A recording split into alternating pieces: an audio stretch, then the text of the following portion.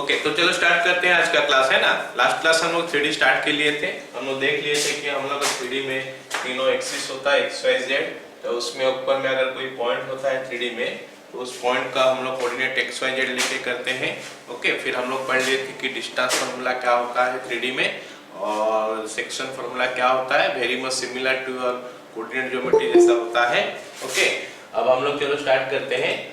Sorry, और भी पढ़ लेते हैं ना, क्या डायरेक्शन रेशियो क्या होता है, डायरेक्शन कोसाइन होता है क्या, इसके बारे में हम लोग डिस्कस किए थे लास्ट क्लास में। थोड़ा उसके बारे में और हम लोग डिस्कस करते हैं।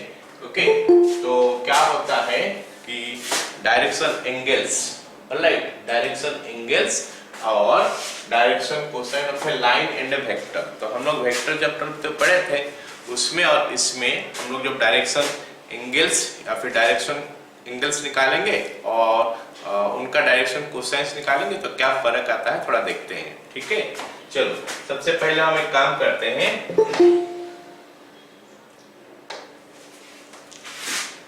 सबसे पहले हम लोग काम करते हैं, देखते हैं कि एक लाइन अगर ओरिजिन देके पास करता है तो उसका डायरेक्शन एंगल्स क्या चीज होता है, ऑलराइट। और उसके बाद हम देखेंगे कि एक वेक्टर अगर पास करेगा तो उसका डायरेक्शन एंगल्स क्या होता है। ठीक है ना। ओके, तो ये हमारा हो गया क्या,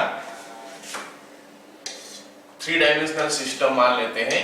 ये हमारा एक्स एक्सिस है, ये हमारा वाई एक्सिस है और ये हमारा जेड एक्सिस है।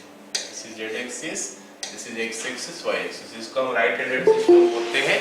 ओके, और मान लेते हैं यहाँ पे एक लाइन ऐसे है, this is the line, alright, this is the line.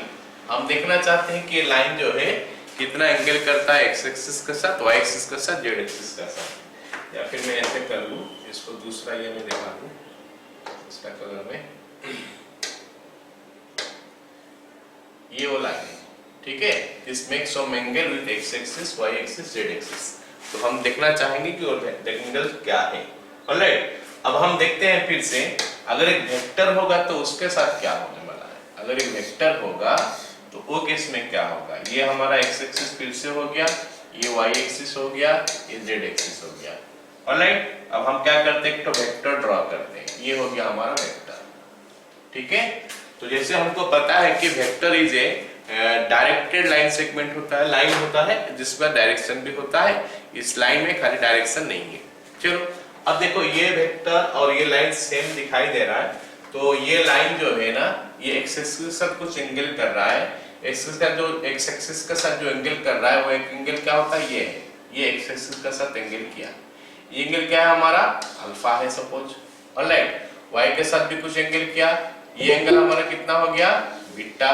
और जेड एक्सिस के साथ भी कुछ एंगल किया, वो एंगल हो गया हमारा गामा। तो ये लाइन x के साथ कुछ एंगल किया, y के साथ कुछ एंगल किया और z के साथ एंगल किया, कुछ हम देख रहे हैं कुछ ऐसा। ये वेक्टर का केस में क्या होगा, दिस इज, ये हो गया हमारा अल्फा एंगल, ये हो गया हमारा बीटा एंगल और ये हो गया हमारा गामा एंगल। बोलोगे सर दोनों में तो सेम नजर आ रहा है, ठीक, दोनों में सेम नजर आ रहा है अभी तक। ओके, लेकिन वेक्टर में क्या है कि ये वेक्टर ऐसा ही जाएगा और कुछ चेंज नहीं हो सकता।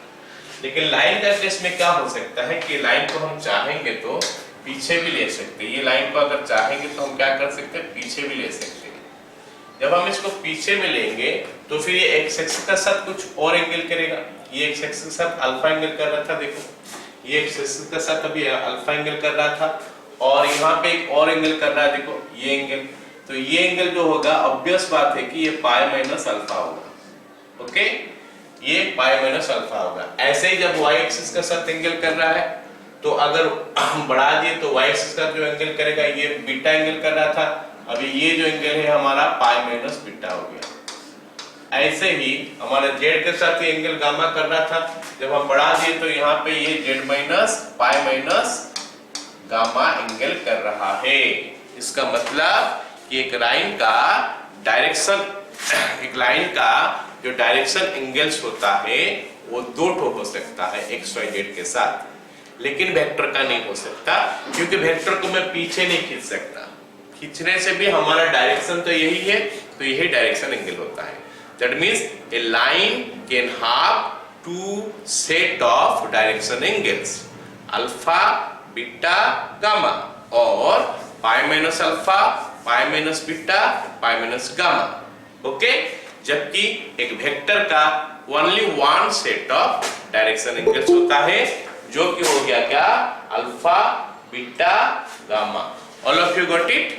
तो दोनों में फर्क यही है, इसमें डायरेक्शन रेशियोज सॉरी इसमें डायरेक्शन कोसाइंस जो होगा एक सेट आएगा, जबकि इसमें दो सेट आएगा।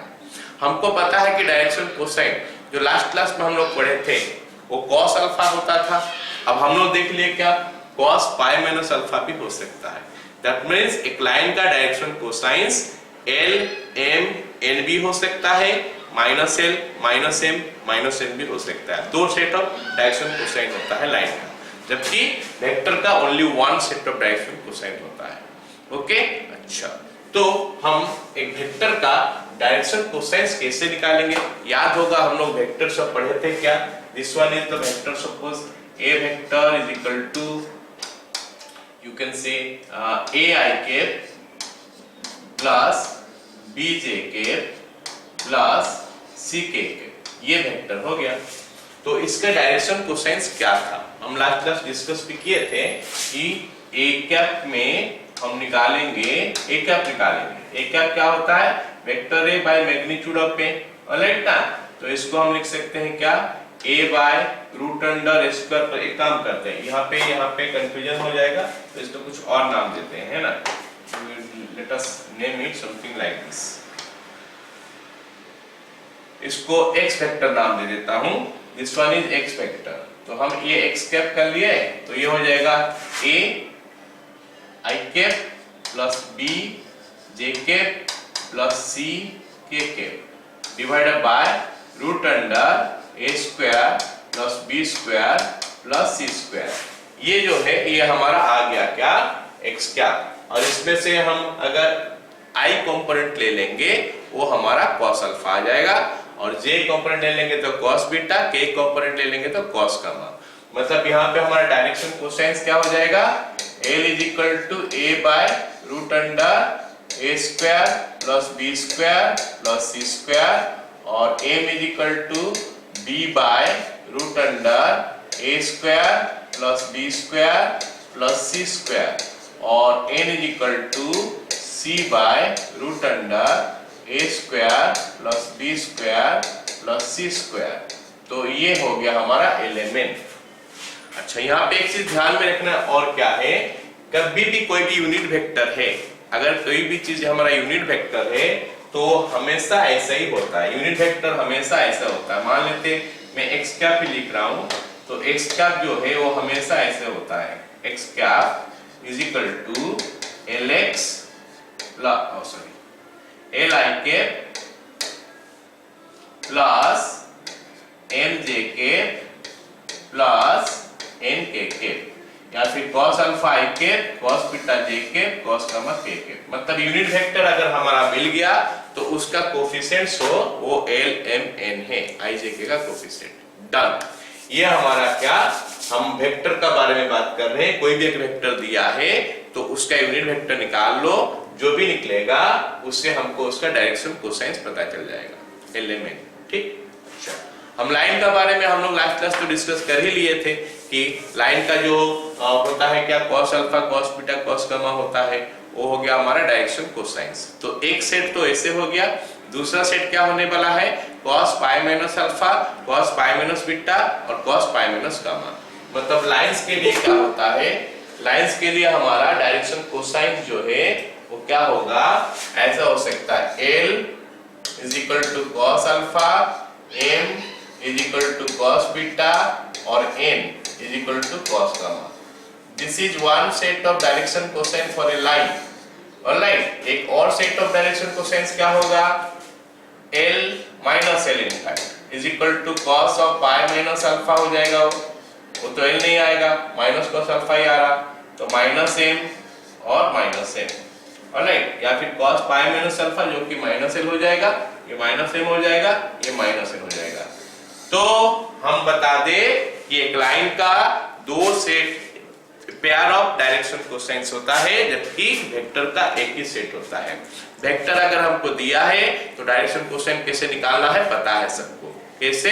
यूनिट वेक्टर निकाल दो, फिर एल एम एन का फॉर्म में वो आ जाएगा, ये सब डायरेक्शन कोसाइंस हो गया, वहां पे लिखा हुआ है।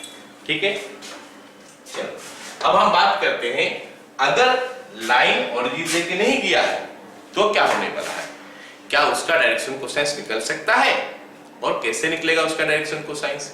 ठीक है, ओरिजिन देके गया है तो हम देख लिए कैसे निकला, अगर ओरिजिन देके नहीं गया है तो हम अब देखते हैं कि उसका डायरेक्शन कोसाइंस कैसे निकलता है। ठीक है, चलो ये हो गया, मान लेते हैं फिर से x एक्सिस, y एक्सिस और z axis. This is x axis, this is y axis, this is z axis. हम क्या कर रहे हैं कि यहाँ पे दो पॉइंट ले रहे हैं। एक पॉइंट हो गया हमारा x1, y1, z1, और एक पॉइंट हो गया हमारा x2, y2, z2। तो ये लाइन जो है ना x के साथ कुछ एंगल कर रहा है, अभी भी y के साथ भी कर रहा है, z के साथ कर रहा है। वो देखने के लिए हम क्या करते हैं, ये जो सिस्टम है इसको वहां पे शिफ्ट कर लेते हैं। दो उपाय होता है, एक उपाय हो गया क्या, इसको यहाँ पे ड्रॉ करो, ऑलराइट। दूसरा हो गया क्या, ये x y z को हम यहाँ से यहाँ ले लेंगे। मैं दूसरा वाला कर रहा हूँ कि x y z को यहाँ से वहां तक ले लेते हैं।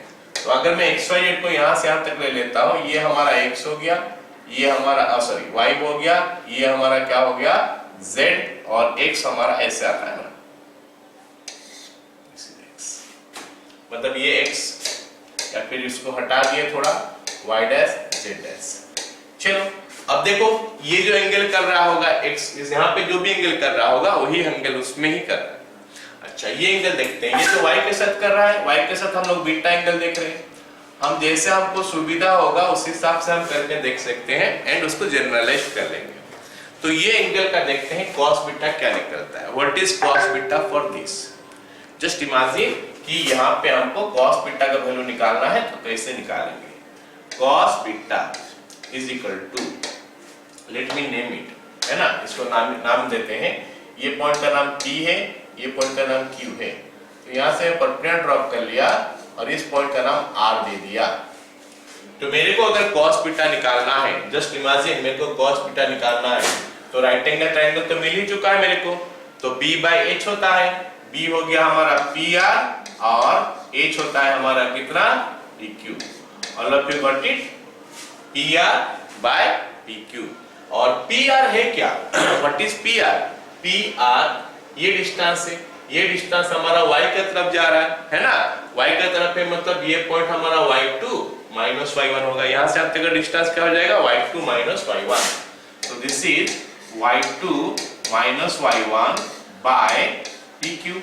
मतलब यू आर गेटिंग इट। अच्छा cos बीटा ये हो गया। सिमिलरली हम क्या करते हैं, सिमिलरली कर सकते हैं, cos अल्फा का वैल्यू क्या होना चाहिए, क्योंकि यहाँ पे y2 माइनस y1 हुआ, वहां पे x2 माइनस x1 हो जाएगा, x2 minus x1 by PQ।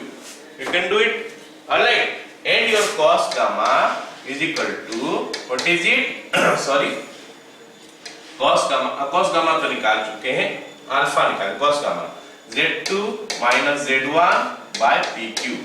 मतलब यहाँ से हमको इतना पता चल गया कि अगर लाइन दो ठो पॉइंट देके जाता है, वो केस में उसका डायरेक्शन कोसाइन कैसे होता है, सिंपली उनका कोऑर्डिनेट्स को माइनस करो by length of the line. मतलब n हो गया x2 minus x1 by PQ, m हो गया y2 minus y1 by PQ, और n हो गया z2 minus z1 by PQ। ये हमारा L M N है। कौन सा केस में, अगर लाइन दो पॉइंट देके पास करता है, line passing through two points. Line अगर दो पॉइंट देके पास करता है तो उसका डायरेक्शन कोसाइंस ऐसे मिलता है। If line passes through two points तो डायरेक्शन कोसाइन ऐसे मिलता है। ठीक है, क्लियर हो गया इतना। चलो अगर हम वेक्टर का फॉर्म में ऐसी चीज को करना चाहेंगे तो नो प्रॉब्लम, आराम से बनेगा वेक्टर का फॉर्म में। वेक्टर का फॉर्म में मैं बताया था कि हम जब भी डायरेक्शन कोसाइन निकालते हैं तो केस में हमको यूनिट वेक्टर निकालना पड़ता है। मान लेते ये पॉइंट P है ये पॉइंट Q है, ये पॉइंट P है, ये पॉइंट Q है। तो क्या हो जाएगा, यहाँ पे यहाँ से यहाँ तक को ज्वाइन कर दोगे, ये हो गया PQ वेक्टर। तो हमको अभी PQ वेक्टर का मिलेगा डायरेक्शन कोसाइंस। इधर क्या हो गया हमारा, PQ भी कर सकते हैं, QP भी कर सकते हैं। मतलब यहाँ पे मैं फॉर्मूला में जो x2 minus x1 लिखा हूँ, I can write x1 minus x2 also to get the other set of direction cosines. तो यहाँ पे लेकिन only one set we are going to get. And how we'll get? Simply we'll find PQ. PQ कैसे मिलेगा? x2 minus x1 into I cap। मैं ही set of point ले रहा हूँ, ये P और ये Q है। तो मैं एक बार एक लिख दे भी देता हूँ। सपोज ये हो गया x1 y1 z1 और ये हो गया x2 y2 z2। तो फिर PQ हो गया this one plus y2 minus y1 into j cap plus z2 minus z1 into k cap। जरा समझ में आया कि नहीं, बता दो भाई। मतलब अगर दो पॉइंट होगा तो इन दैट केस हम कार्टेशियन फॉर्म, मतलब हम लोग 3D का फॉर्म में उसका कैसे निकालते हैं डायरेक्शन कोसाइन, और अगर वेक्टर होगा वेक्टर का फॉर्म में कैसे निकालते हैं। ओके, तो ये हो गया हमारा वेक्टर PQ। इससे डायरेक्शन कोसाइन नहीं मिलेगा, इसके बाद क्या, इसका मैग्नीट्यूड डिवाइड कर दोगे तो डायरेक्शन कोसाइन मिल जाएगा। दैट्स ऑल, ठीक है। तो अब हमको पता चल गया दो पॉइंट का थ्रू में क्या है, ठीक है। नेक्स्ट हो गया क्या, direction ratio of A vector and A line. Alright, उसका पहले हम ये चीज डिस्कस कर लेते हैं, direction ratio of a line joining two points. अब हम लोग देख लिए क्या कि direction ratio, direction cosine of a line joining two points का वैल्यू हमको मिल गया। क्या मिल गया, DCS हमको मिल गया है x2 minus x1 by PQ, y2 minus y1 by PQ, z2 minus z1 by PQ। Okay, तो P पॉइंट हम ले रहे हैं क्या, P पॉइंट हमारा हो गया x1, y1, z1 and Q point हमारा हो गया x2, y2, z2। अगर P और Q दो पॉइंट दिया है तो DCS जो है ऐसे निकलता है। ओके, अच्छा एक बात बता दूं कि जब लाइन का फॉर्म में देगा ना, वहां पे बोलेगा डायरेक्शन कोसाइंस, मतलब एस लग जाएगा, और जब वेक्टर का फॉर्म में देगा डायरेक्शन कोसाइन भी बोल सकता है, ठीक है। चलो, ये हो गया हमारा इतना क्लियर। अच्छा, इसमें हम बोले थे कि कोई भी एक कांस्टेंट मल्टीप्लाई करके डायरेक्शन रेशियो निकाला जा सकता है। लास्ट क्लास जो पढ़े थे डायरेक्शन रेशियो के बारे में बोले थे। तो यहाँ पे कांस्टेंट ये PQ को ही मल्टीप्लाई कर लो। अगर हम PQ को ही मल्टीप्लाई कर लेते हैं तो फिर डायरेक्शन रेशियोज क्या आ जाएगा, डायरेक्शन रेशियोज क्या आ जाएगा, x2 minus x1, ओके, और y2 minus y1 और z2 minus z1। So this is your direction ratios of a line passing through two point। दो पॉइंट दिया है तो डायरेक्शन रेशियो हमको आराम से मिल रहा है ऐसे करने से, ठीक है। और करके हम लिख सकते हैं, और करके हम लिख सकते हैं, और क्या हो जाएगा, उल्टा चलेगा, x1 minus x2, y1 minus y2, z1 minus z2, ठीक है। चलो, मैं बता दूं कि एक लाइन का डायरेक्शन रेशियो जो है वो यूनिक नहीं होता है, वो बहुत सारे होता है।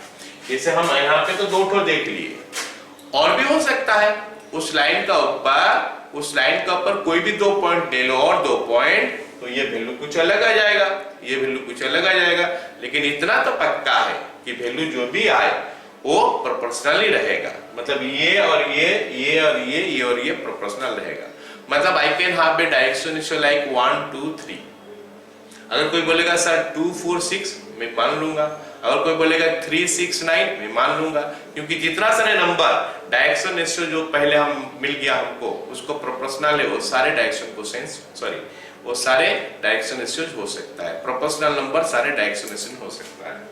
तो एक लाइन का infinite number of direction ratios होता है, जबकि डायरेक्शन कोसाइंस क्या होता है, 2। ओके, सिमिलरली एक वेक्टर का भी infinite number of direction ratios हो सकता है, लेकिन डायरेक्शन कोसाइंस होता है क्या, 1, उसमें 1 होता है। लाइन का केस में 2 होता है, ठीक है। ये बन गया। अच्छा, अब हमको बोलना है कि डायरेक्शन रेशियो पे वेक्टर एंड लाइन। तो अगर हमारा वेक्टर एंड लाइन होगा तो क्या होगा, मान लेते हैं ये एक वेक्टर दिया है, ये वेक्टर मेरे को दिया है एक्स वेक्टर। एक्स वेक्टर हो गया ए आई K plus B J K plus सी के। तो मैं इसका डायरेक्शन रेशियो क्या मानूं, direction ratios are A B C. इसको हम लोग पॉइंट में नहीं लिखते हैं ताकि हम थोड़ा पॉइंट ब्रैकेट में ही रखते हैं ताकि हम थोड़ा डिस्टिंग्विश कर सके डायरेक्शन कोसाइन डायरेक्शन रेशियो और पॉइंट को। जैसे पॉइंट को भी तो हम लोग ऐसे ब्रैकेट रख देते हैं, तो डायरेक्शन रेशियो को भी रख देंगे तो थोड़ा हम डिस्टिंग्विश नहीं कर पाएंगे, तो इसलिए हम जब भी इसको रखते हैं तो एंगुलर ब्रैकेट लगा देते हैं, ओके, या फिर ओपन छोड़ देते हैं तो भी चलेगा, नहीं तो एंगुलर ब्रैकेट लगाते हैं ताकि इसको हम पॉइंट से थोड़ा डिस्टिंग्विश कर पाए। ठीक है, तो ये हो गया क्या, direction ratios of A vector. एक वेक्टर दिया होगा तो उसका कंपोनेंट से उनका डायरेक्शन रेशियोज होता है, और लाइन का तो दिया ही होगा, direction ratio for a vector and A line, line दिया होगा, direction ratios of a line given, direction ratios of a line क्या हो जाएगा, हम उसको एबीसी नाम से बुलाते हैं, जो भी दिया होगा।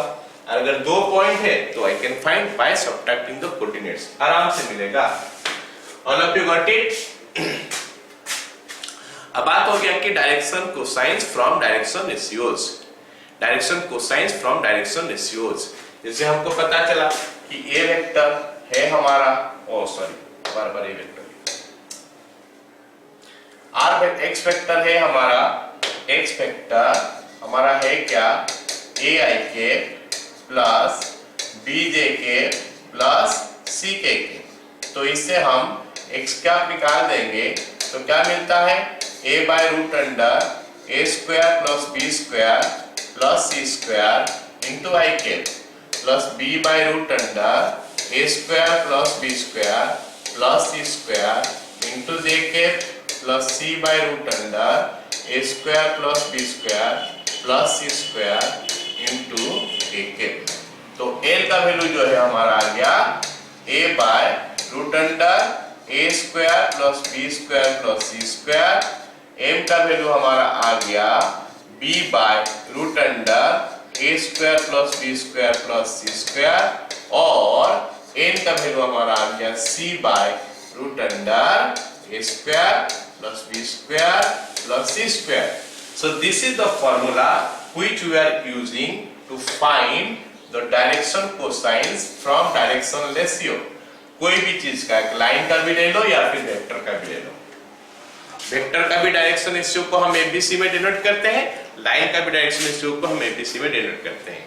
तो डायरेक्शन रेशियो अगर हमारा वेक्टर का है तो हम खाली यही लेंगे, अगर लाइन है तो हम प्लस माइनस करके लिख सकते हैं, क्योंकि लाइन का दो ठो होता है सेट, तो plus minus plus minus plus minus. For line take plus minus, for line take plus minus, दो ठो होता है सेट। ये हो गया for vector, this is for vector. Vector के लिए हमारा ये हो गया डायरेक्शन कोसाइन, जबकि लाइन के लिए हमको प्लस माइनस लेना है। समझ में आ गया सबको? ठीक है, चलो अब देखते हैं कि direction cosines of x axis क्या होता है। आराम से हम निकाल सकते हैं एक्स एक्सिस का डायरेक्शन कोसाइन क्या है। एक्स एक्सिस अपने साथ जीरो एंगल करता है, मतलब cos अल्फा cos जीरो हो जाएगा 1, cos बीटा बीटा y के साथ 90 डिग्री करता है, z के साथ 90 डिग्री करता है, तो it will B 1 0 0। X axis का डायरेक्शन कोसाइन ये है। Direction cosine of y axis क्या होगा, 0 1 0। Direction cosine of z axis क्या होगा, 0 0 1। तो x एक्सिस का निकल गया, y एक्सिस का निकल गया, z एक्सिस का निकल गया डायरेक्शन कोसाइन। That's all. अच्छा, तो आगे आप देखते हैं क्या होगा। तो क्वेश्चन बोला है कि find the direction cosine of a line joining this and this. Simple सा क्वेश्चन है, इसको दोनों मेथड में कर लेते हैं, वेक्टर का मेथड में भी कर लेते हैं और हमारा क्या नॉर्मल जो कोऑर्डिनेट्स 3D का फॉर्म में कर लेते हैं। तो ये हमको दिया है 2 पॉइंट, 3D का फॉर्म में हम करते हैं। ओके, 2 पॉइंट हमको दिया है, वो 2 पॉइंट क्या क्या है, P मान लेते हैं एक तो पॉइंट को, तो ये हो गया 1, 2, 3 और Q दूसरा पॉइंट को मान लेते हैं व्हाट इज 4, 2, 7। ऑलराइट ना, तो हम क्या लिखते हैं डायरेक्शन रेशियोज। डायरेक्शन रेशियोज कैसे निकालते हैं बाबू, जस्ट ए माइनस, खाली माइनस कर लो डायरेक्शन रेशियो निकल जाएगा। 4 - 1 3, 2 - 2 0, 7 - 3 4, लीव इट लाइक दिस, ये डायरेक्शन रेशियो हो गया। तो this is A value, this is B value, this is C value, या तो इसको एंगुलर ब्रैकेट में रखो या फिर छोड़िए। तो डायरेक्शन रेशियो हो गया। तो यहां से हमको पता चल गया कि ए का वैल्यू 3 है फिलहाल, बी का वैल्यू 0 है और सी का वैल्यू 4 है। तो हम क्या करेंगे, a square plus b square plus c square का रूट ओवर निकाल लेंगे। a square plus b square plus c square का रूट ओवर हो गया 9 प्लस 0 प्लस 16 रूट ओवर, जो कि हो गया हमारा 5। Therefore DCS क्या करना है, a में a square plus b square plus c square root over divide कर दो, मतलब क्या हो गया 3/5 0 4/5। और हम कर सकते हैं दूसरा वाला -3/5 0 -4/5, मतलब लाइन का हम दो ठो निकाल लिए डायरेक्शन क्वेश्चंस। ओके, चलो अब अगर इसको वेक्टर का फॉर्म में करते हैं तो हमको क्या करना पड़ेगा, PQ वेक्टर लिखना पड़ेगा। PQ वेक्टर लिखना पड़ेगा, तो क्या हो जाएगा Q माइनस PQ वेक्टर सबको पता है, position vector of Q minus position vector of P होता है। तो ये 4 - 1 into i कैप हो जाएगा, जो कि 3i कैप हो गया, प्लस 0 into j कैप हो गया, प्लस 4 into k कैप हो गया। तो PQ वेक्टर हमारा मिल गया कितना, 3i cap plus 4k cap. लेकिन वेक्टर से उसका डायरेक्शन रेशियो ही पता चलता है, वेक्टर से उसका डायरेक्शन रेशियो ही पता चलता है, उसका डायरेक्शन कोसाइन नहीं पता चलता है। तो डायरेक्शन कोसाइन निकालने के लिए हमको क्या करना पड़ता है, यूनिट वेक्टर निकालना पड़ता है। तो हम यूनिट वेक्टर अगर निकाल देंगे PQ क्या, तो it will be 3i cap plus 4k cap by root under इसका मैग्नीट्यूड, मतलब 9 प्लस 16 का root over. So that will make it 3/5i cap plus 4/5 j cap. तो यहाँ पे अगर हम DCS का बात करें तो क्या हो जाएगा 3/5, 0, 4/5। ओके, तो मैं बताने वाला हूं यहाँ पे वेक्टर का केस में हमको 2 ठो सेट नहीं मिलेगा, हम अगर लाइन का केस करेंगे तो 2 सेट मिलेगा। आई थिंक सबको पता चल गया कैसे हम निकालते हैं DRS से DCS। तो DRS बोलने से ABC हमारा निकाल जाए, ABC निकालना तो काफी आसान है। अच्छा, कोई बोलेगा सर मैं तो ऐसा नहीं करूंगा, x1 - x2 कर दूंगा, वो भी कर सकता है, वो भी सही है। अगर कोई बोलेगा कि sir 1 - 4 that is -3 I will write, then 2 - 2 0, then 3 - 7 -4, तो भी सही है। लेकिन हमेशा ये कोशिश करना चाहिए कि x1 - x2 लो या फिर x2 - x1 लो, तो कोशिश ये होना चाहिए कि जो पहला वाला लिख रहे हो वो पॉजिटिव होना चाहिए। पॉजिटिव होने से अच्छा है, लेकिन कुछ भी करने से कोई दिक्कत नहीं है। इतना तो क्लियर हो गया सबको। चलो अब बात करते हैं कि एंगल बिटवीन 2 लाइंस। 2 लाइन है, तो 2 लाइन का भीतर में एंगल हम कैसे निकालते हैं 3D में। कोऑर्डिनेट ज्योमेट्री में हम निकाल चुके हैं, कैसे निकालते हैं tan θ = m1 - m2/1 + m1 m2, उसका मॉड लेते हैं एक्यूट एंगल के लिए, नॉर्मल के लिए प्लस माइनस लेते हैं, 2 एंगल निकलता है। तो अगर हमारा 3D का केस में है तो हम कैसे निकालेंगे, हम 3D का केस में लाइन का भीतर में एंगल निकालने के लिए बेस्ट वे हो गया कि उसको वेक्टर का हिसाब से सोच लो। क्योंकि अगर हम 2 लाइन का भीतर में लेंगे, ये 2 लाइन है, इनका भीतर में एंगल जितना होगा ये वेक्टर का भीतर में भी एंगल उतना ही होगा।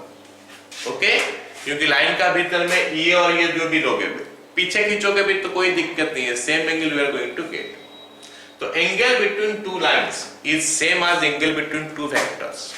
हम यहाँ पे 3D में पढ़ रहे हैं, तो 3D में एंगल निकालने से अच्छा है तो जो हम पढ़ चुके हैं, जो हम जानते हैं, उस फॉर्म में उसको एक्सप्रेस कर दे, बेस्ट है।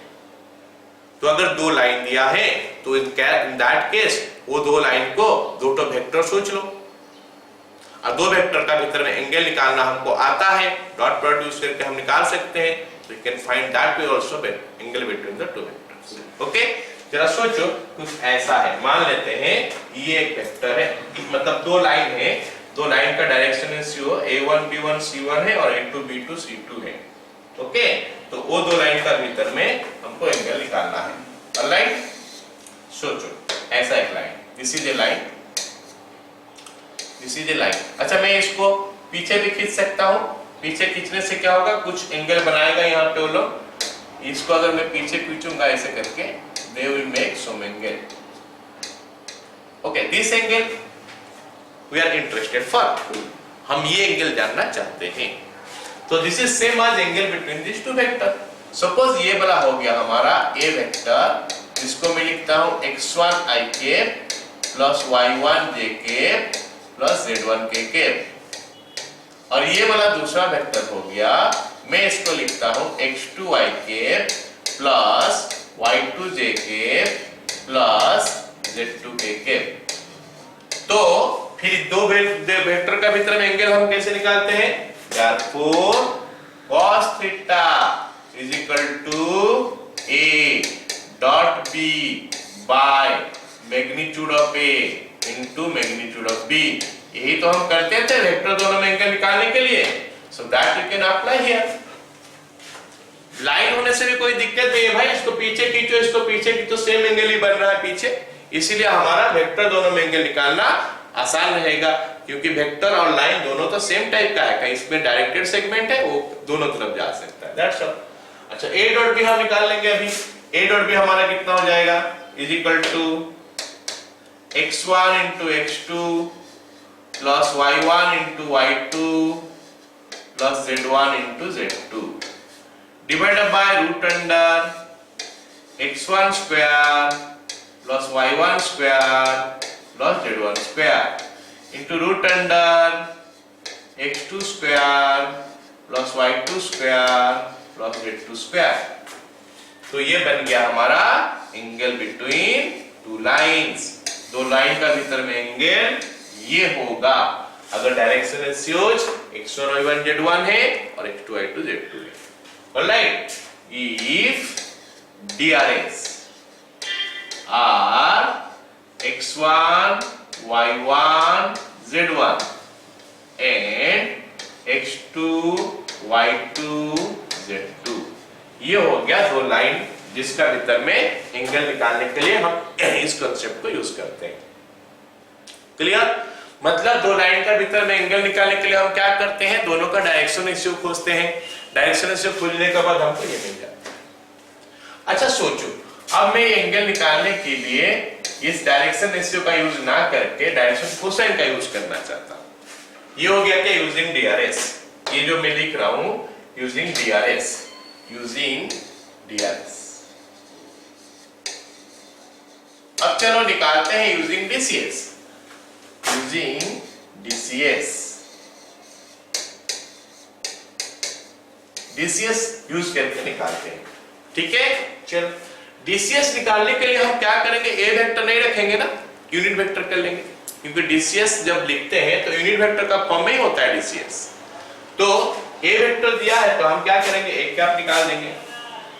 ए vector is given to you, a vector is given to you as x1 i cap plus y1 j cap plus z1 k cap. तो फिर हम क्या करने वाले हैं, एक कैप निकालने वाले हैं। तो इसको मैं L1 लिख देता हूं, L1 i cap, L1 i cap plus M1 j cap plus N1 k cap. ऐसे ही हमारा B वेक्टर से हम अगर यूनिट वेक्टर निकाल लेंगे तो x2 i cap plus y2 j cap plus z2 k cap, ये वेक्टर था। तो b कैप हमारा क्या हो जाएगा, L2 i cap plus M2 j cap plus N2 k cap. तो ये हमारा b कैप हो गया, ये हमारा a कैप हो गया। तो हम यूनिट वेक्टर निकाल दिए दोनों में, ये हो गया यूनिट वेक्टर इसके लिए, ये हो गया यूनिट वेक्टर इसके लिए। अब अगर हम एंगल निकालना चाहते हैं ये दोनों में, अगर हम ये दोनों में एंगल निकालना चाहते हैं तो हम क्या करने वाले हैं, हमको क्या करना है, एंगल निकालना है तो क्या करेंगे बोलो।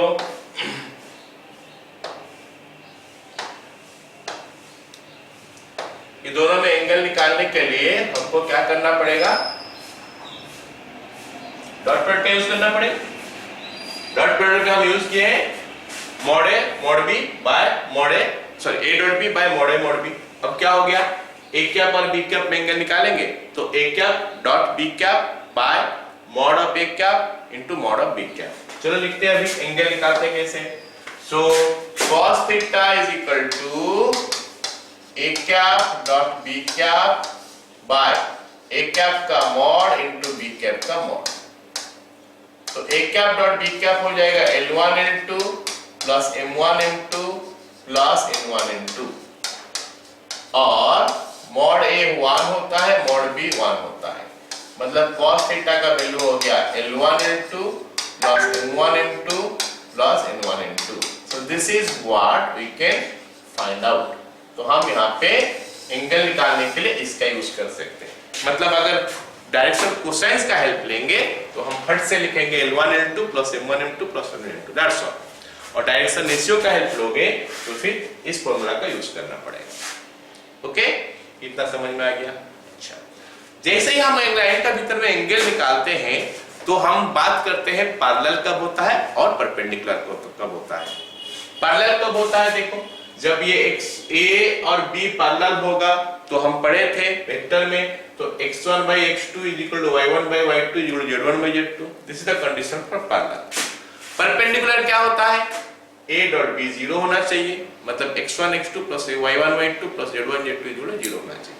मतलब डायरेक्शन रेशियो को मल्टीप्लाई करोगे 0 होगा perpendicular condition, direction ratio proportional होगा पैरेलल का कंडीशन। ठीक है, चलो अब हम उसको बाद में लिखेंगे, पहले कुछ क्वेश्चन करते हैं। चलो, तो अब हमको पता चल गया। चलो अब मैं बता देता हूँ क्या क्या चीज हमको चाहिए अभी, है ना। आप सबसे पहले 2 पॉइंट दिया है, डायरेक्शन से निकालेंगे, माइनस कर देने से निकल जाएगा। डायरेक्शन कोसाइन निकालने के लिए उनका स्क्वायर करके ऐड करो और रूट ओवर ले लो, फिर a by this, b by this, c by this ऐसे करोगे तो डायरेक्शन कोसाइन मिल जाएगा। ऑलराइट, 2 लाइन के भीतर में एंगल निकालने के लिए डायरेक्शन कोसाइन का हेल्प ले सकते हैं, डायरेक्शन रेशियो का हेल्प ले सकते हैं, ऐसे कर सकते हैं। ठीक है, चलो अब ये क्वेश्चन करते हैं। Find the angle between, find the diagonals, diagonal of a cube and diagonal of the face, diagonal of a cube and one edge of the cube. चलो सबसे पहले समझते हैं कि ये क्वेश्चन में हमको बोला क्या है।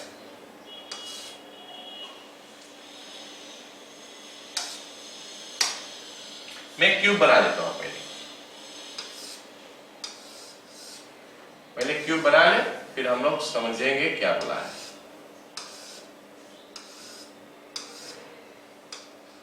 ऐसे पहले 2 स्क्वायर बना लो।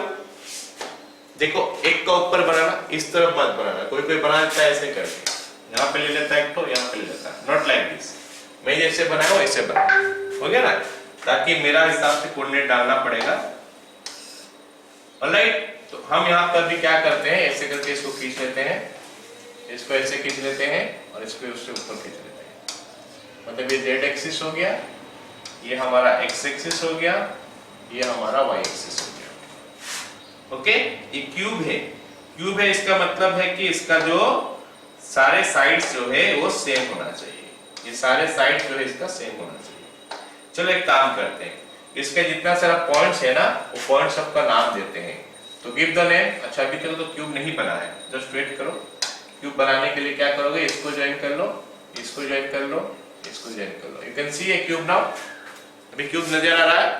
ठीक है, थोड़ा सोचना पड़ेगा क्योंकि हम 3D पढ़ रहे हैं, बोर्ड हमारा 2D है, 2D में हम 3D का फिगर ड्रॉ कर रहे हैं, तो थोड़ा इमेजिन करना पड़ेगा।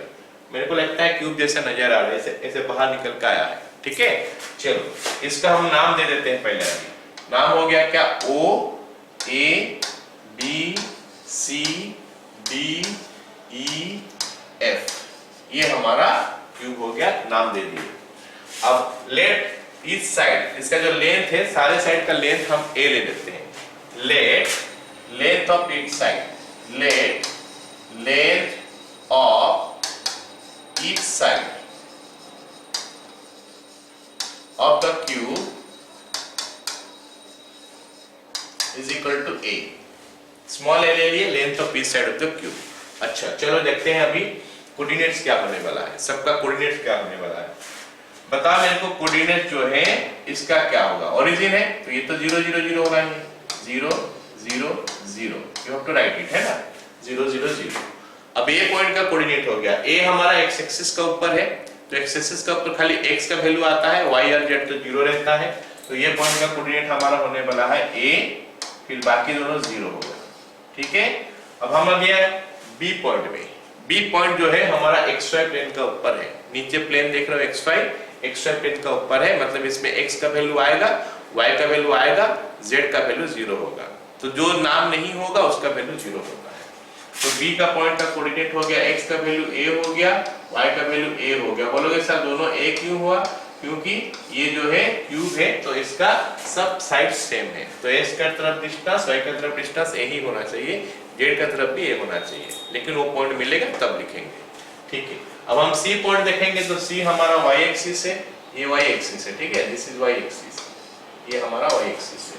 तो इस पॉइंट का कोऑर्डिनेट हो जाएगा 0 a 0। जरा सोच लो, समझ में आया क्या सबको? ठीक है, चलो अब हम डी पॉइंट देखते हैं। डी पॉइंट कहां पे है बताओ?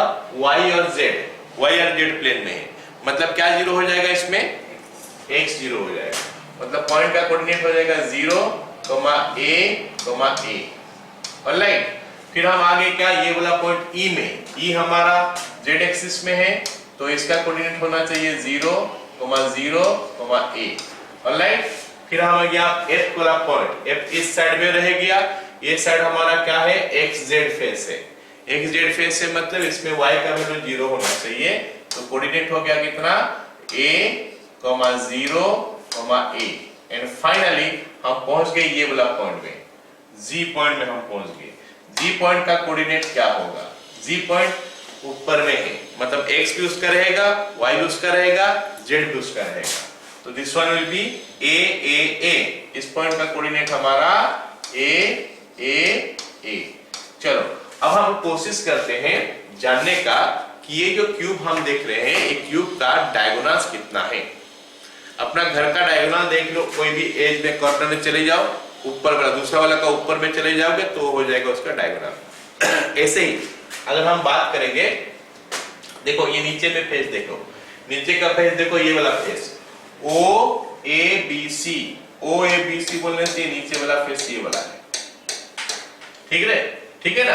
अच्छा, ऊपर वाला फेस कौन सा है? ये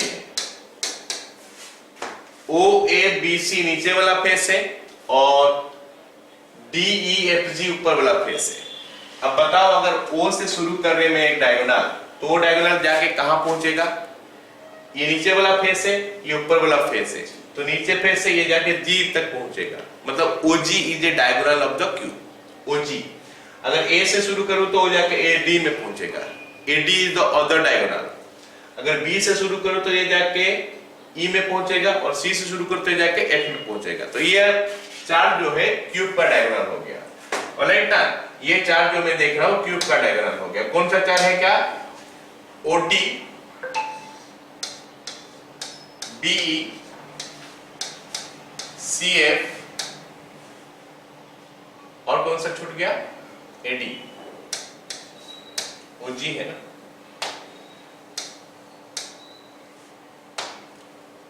OG DE CF and AD are cube diagonals। चलो अब हम लोग बात करते हैं कि कैसे एंगल निकाला जाए। वेक्टर फॉर्म में भी कर सकते हैं, हम स्केलर फॉर्म में भी कर सकते हैं। स्केलर फॉर्म में करेंगे तो हमको क्या करना पड़ेगा? या तो डायरेक्शन रेशियोज का यूज करना पड़ेगा या फिर डायरेक्शन कोसाइंस का यूज करना पड़ेगा। तो हम डायरेक्शन रेशियोज ले लेते हैं क्योंकि दो पॉइंट दिया है।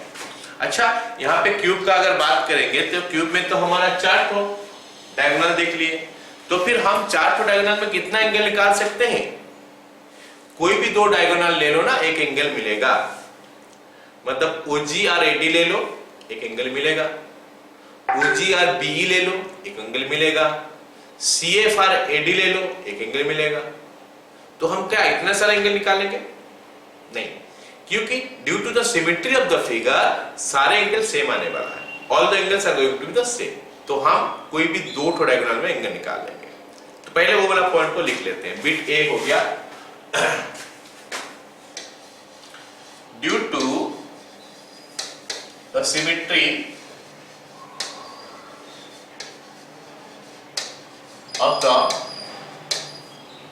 Figure the angle between any two diagonals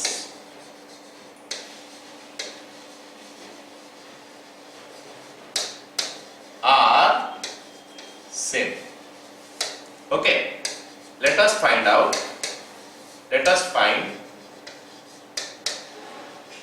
angle between OG and AD। हो गया ना? OG और AD का भीतर में हम एंगल निकालना चाहते हैं। सुनो, अब एंगल कैसे निकालते हैं? जिसका भीतर में एंगल निकालना चाहते हो वहां दो ठो वेक्टर बना लो। तो let us make two vectors. OG एक वेक्टर बना लेते हैं, OG, और एक वेक्टर बना लेते हैं AD। OG और AD दो वेक्टर बन गया। OG वेक्टर कैसे मिलेगा? ये तो पोजीशन वेक्टर है, वो से स्टार्ट हुआ है। तो OG वेक्टर ये पॉइंट का ही, पॉइंट के साथ i cap j cap k cap जोड़ दो। ai cap plus aj cap plus ak cap. अच्छा, अब AD वेक्टर कैसे मिलेगा? AD vector AD OD minus OA ऐसे ही होता है। तो हम लिख सकते हैं क्या? 0 minus a, 0 minus a into I cap plus a minus 0 into J cap plus a minus 0 into के कैप। आई होप सबको समझ में आ रहा है? बोलो। माइनस आई कैप प्लस ए जे कैप प्लस के कैप। अब हम लोग वेक्टर में चले जाते हैं।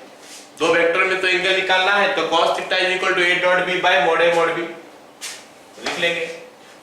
cos theta is equal to OA dot AD, sorry OG dot AD, गलत लिखा क्या है? नहीं, ठीक लिखा। OG dot CD OG dot AD divided by OG का मैग्नीट्यूड इंटू AD का magnitude that is equal to, चलो लिख लेते हैं कैसे होगा। डॉट डॉट तो आता है ना सबको, I I J J K K।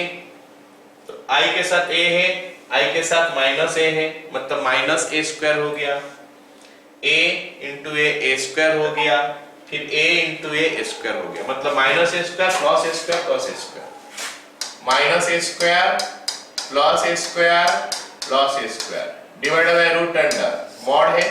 तो हम देख रहे हैं कि A square plus A square plus A square यहाँ पे भी है, वहां पे भी A square plus A square plus A square.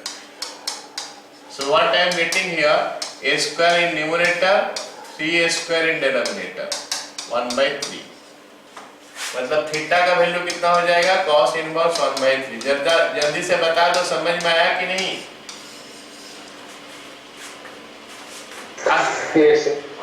तो ये मैं वेक्टर का फॉर्म में कर लिया। ये क्वेश्चन वेक्टर में भी आ सकता है हमारा, 3D में भी आ सकता है। 3D का फॉर्म में करोगे तो क्या करोगे? 3D का फॉर्म में करोगे तो कोई दिक्कत नहीं, कैसे भी कर सकते हो। 3D का क्वेश्चन को वेक्टर में कन्वर्ट करके ही करना चाहिए ज्यादातर क्वेश्चन। तो यहाँ पे क्या लिखोगे? OG एंड AD लिखोगे ना, तो लिखोगे क्या? Direction ratio of OG and direction ratio of AD। उसके बाद वो फॉर्मूला डाल दोगे जो यहाँ पे मैं लिखा था, ये वाला फॉर्मूला जो लिखा था उसको डाल दोगे। ठीक है, चलो अब हम दूसरा बिट करते हैं इसका। दूसरा बिट हमको क्या बोला है कि diagonal of cube and diagonal of face.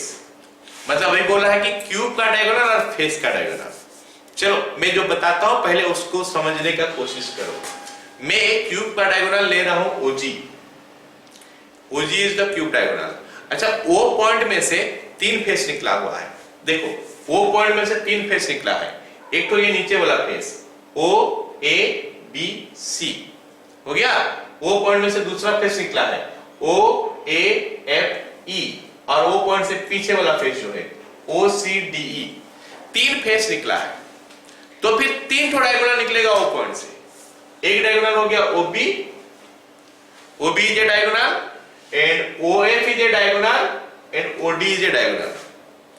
अब सवाल है कि मैं क्यूब का डायगोनल तो ले लिया ओजी, लेकिन फेस का तो 3 डायगोनल आ रहा, तो मैं किससे लूं?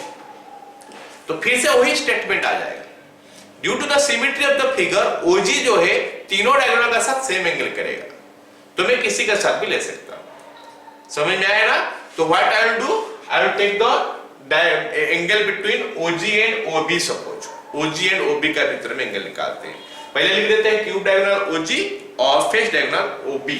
Alright, bit B, let us find angle between, okay, cube diagonal OG and face diagonal OB। चलो इसको हम 3D का मेथड में करते हैं, उसको वेक्टर का मेथड में किया, इसको 3D का मेथड में किया, ताकि सब चीज पता चले तुमको। ओके, तो हम क्या करने वाले हैं, डायरेक्शन रेशियो निकालने वाले हैं ओडी का, ओजी ना, हाँ ओजी का डायरेक्शन रेशियो और ओबी का डायरेक्शन रेशियो निकालेंगे, OG and OB. Alright, DRs of OB, DRs निकालते हैं हम, डीआरएस का मेथड में करते हैं। डीआरएस ऑफ ओजी कैसे निकलेगा, a minus 0, a minus 0, a minus 0, ये क्या हो गया बोलोगे? तो ये हो गया क्या, x2 minus x1, y2 minus y1, z2 minus z1। So that is your a। तो या तो ब्रैकेट नहीं देगा या फिर देगा तो एंगुलर ब्रैकेट देगा। डीआरएस ऑफ ओबी, ओबी क्या है भाई, a 0, तो हम लिख सकते हैं a minus 0, a minus 0, 0 minus 0, direct लिखो कोई दिक्कत नहीं है, मैं समझाने के लिए सारी चीज लिख दिया, डायरेक्ट लिखो कोई दिक्कत नहीं है। चलो ये एंगल थीटा लिखे तो कुछ और एंगल लेते हैं, इसको थीटा 1 कर देते हैं। Let angle between OG and OB is theta 2। Okay, तो हम क्या करने वाले अभी देखते हैं। So cos theta 2 is equal to, अरे काफी आसान है एंगल निकालना। क्या करते हैं, डायरेक्शन रेशियो को मल्टीप्लाई करते हैं, this into this, this into this, this into this, मतलब a into a, a into a, a into 0। ठीक है, तो a इनटू a, बोलो। वो पहला वाला का वो cos इनवर्स वो 1 हो रहा है ना, 1 कैसे हुआ? सब ऊपर सबसे ये वाला, हाँ sir, a square plus a square plus 3a square. हाँ तो क्या हो, सर तो ऊपर भी 3a नहीं यहाँ पे तो माइनस है, यहाँ पे तो माइनस है बेटा, एक तो माइनस है यहाँ पे, वो माइनस दिखाई नहीं दे रहा है, यहाँ पे एक माइनस है, यहाँ पे माइनस है। ठीक है, देखो डॉट प्रोडक्ट जब करोगे तो ये दोनों का डॉट प्रोडक्ट करोगे ना, a into minus a into minus a minus a square होता है। ठीक है, आ गया समझ में अभी? Yes sir. हाँ, तो अब देखते हैं अगला क्वेश्चन, है ना। तो cos थीटा 2 क्या होगा, a into a, a into a, a into 0। तो let us right that a into a plus a into a plus a into 0, ये ऊपर में हो गया, नीचे में a square plus a square plus a square का रूट ओवर, फिर a square plus a square plus 0 square का रूट ओवर। आई होप समझ में आ रहा है सबको। So that makes it 2a square in numerator, denominator में √3a square into √2a square. सो ये मेरे को लगता है कि फाइनली रूट ओवर ऑफ 2/3 आ रहा है, रूट ओवर ऑफ 2/3। कैलकुलेशन कर लूं क्या? चलो देख लेते हैं कैलकुलेशन करके क्या हो रहा है। तो इज इक्वल टू ऊपर में तो ये 2a² आ गया, नीचे में √2 इंटू √3, a 2 बार आया तो a² आया, √3 इंटू √2, √3 इंटू ये √2 हो गया, ठीक है, इंटू a² हो गया।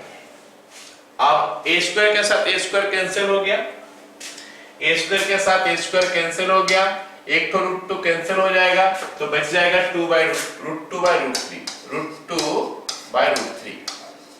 तो यहां से हमको θ2 का वैल्यू मिल जाएगा क्या? cos inverse of √2/3। बताओ रे, समझ में आया?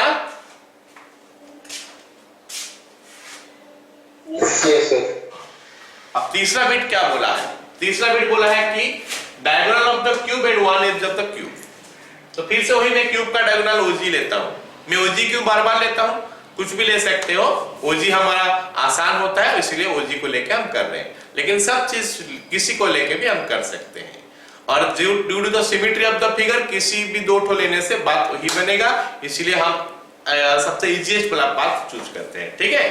तो ओजी हमारा क्यूब का डायगोनल हो गया, तो ओ फेस पे से देखो 3 ठो एज निकला होगा, ओ पॉइंट में से 3 ठो एज निकला होगा। कौन कौन सा एज है?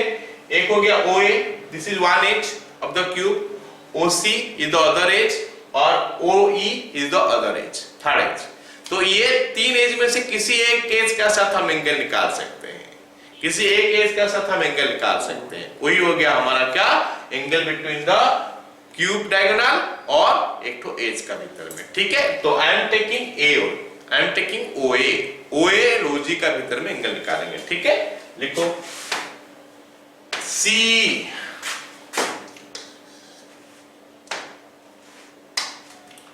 let θ3 is angle between cube diagonal OG and one of the edge OA। तो हम अगर चाहेंगे तो वेक्टर का फॉर्म में भी लगा सकते हैं और चाहेंगे तो हम ये 3D का फॉर्म में लगा सकते हैं। तो मैं वेक्टर का फॉर्म में लिख रहा हूं। OG वेक्टर हो गया AI plus AJ plus AK और हमारा OA वेक्टर हो गया AI। That's all. इसमें तो J और K नहीं है, AI।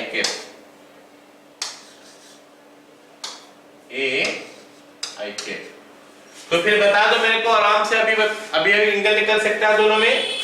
cos θ3 is equal to OG dot OA divided by what?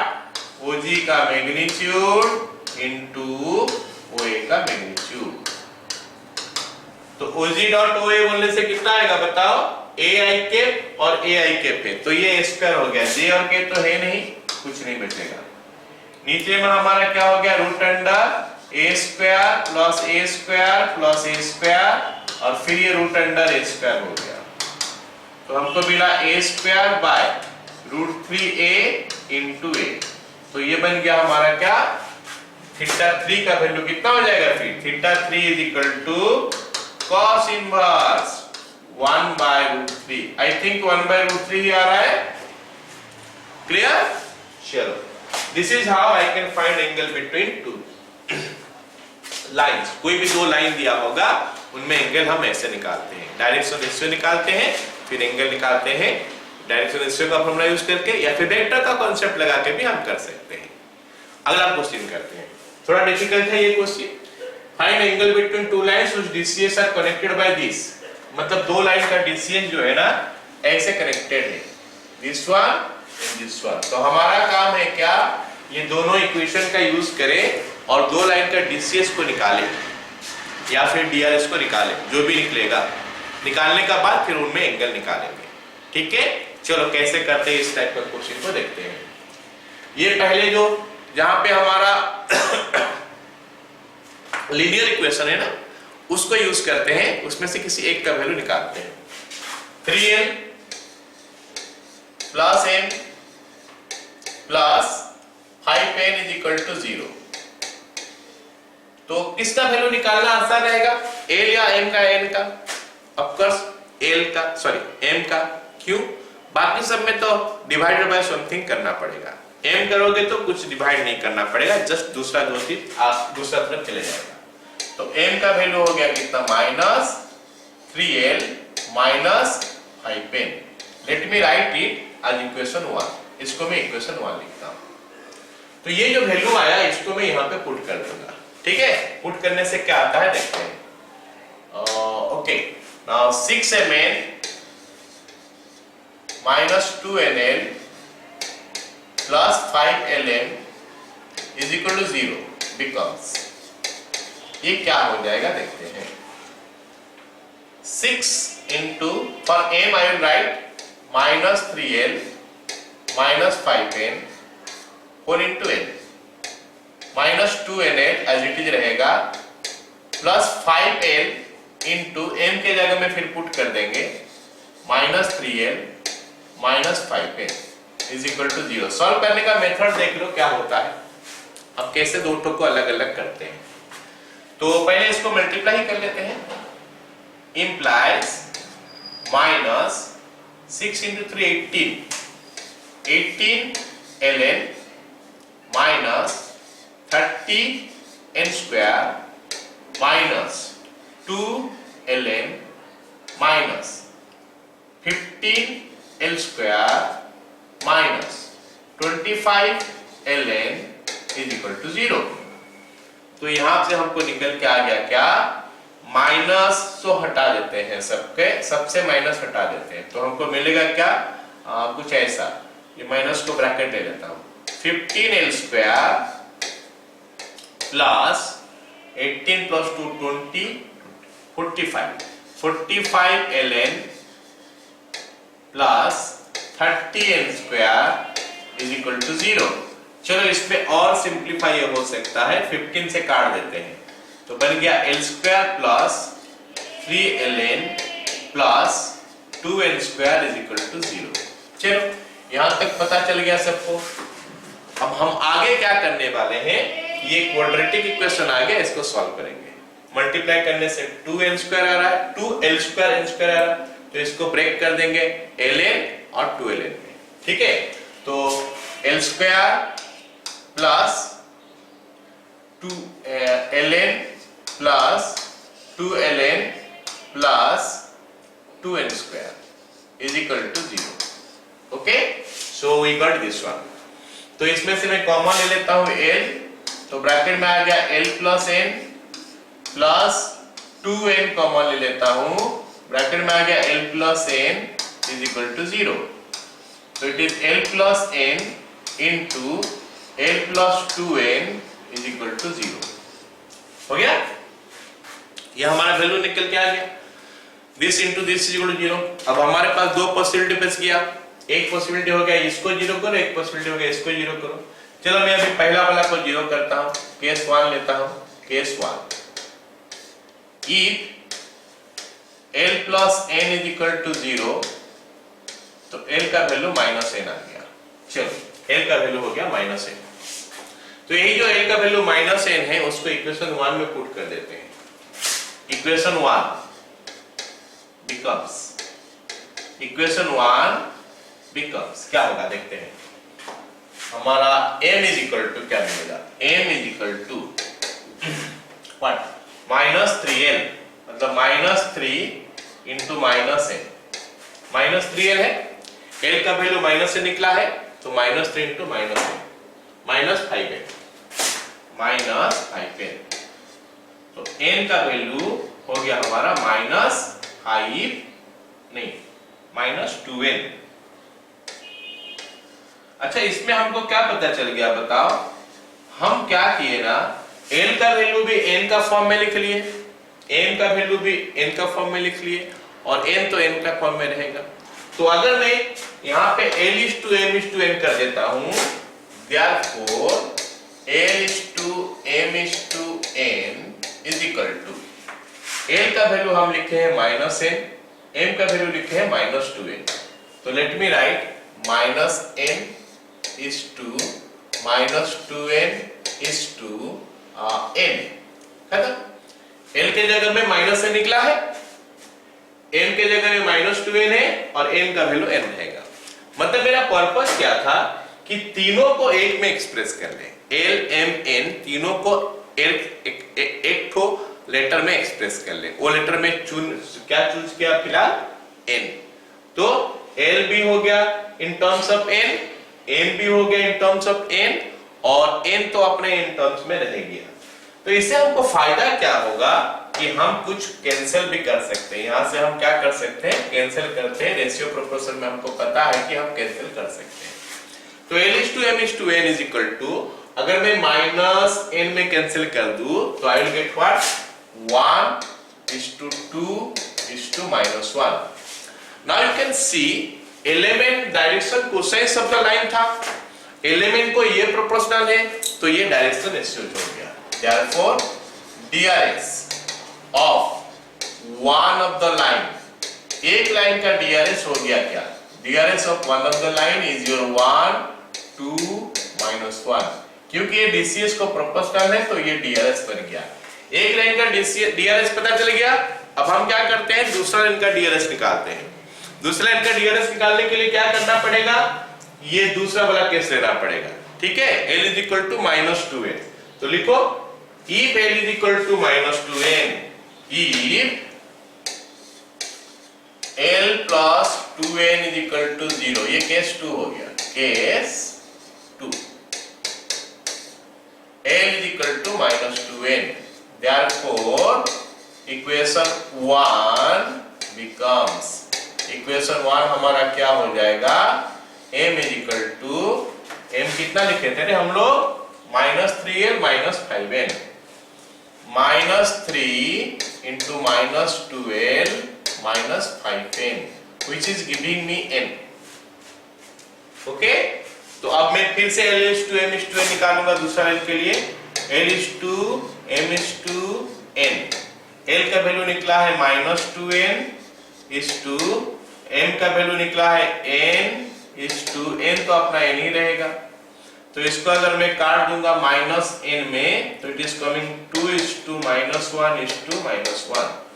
मतलब DRS of the other line, दूसरा लाइन का DRS मिल गया हमको 2 - 1 -1। All of you got it? बोलो जल्दी से बोलो, समझ में आया सबको? Yes sir। तो दो लाइन का DRS अगर निकल गया तो फिर एंगल निकाल सकते हैं। एंगल निकालने के लिए हम क्या यूज करेंगे, cos θ = DRS का कंसेप्ट लेके निकालेंगे। A1 × A2 it is coming 2 plus B1 × B2 it is coming -2 और C1 × C2 it is coming +1 divided by root under 1 + 4 + 1, 1 + 4 + 1 root over, फिर से root over of क्या हो गया, 4 + 1 + 1, 4 + 1 + 1। So this gives you what, 1/6। तो theta = cos inverse 1/6। Let me tell you, ये एक long question आता है। ये जो क्वेश्चन हम लोग किए, ये वाला एक लॉन्ग क्वेश्चन आता है, रिलेशन में ऐसा दिया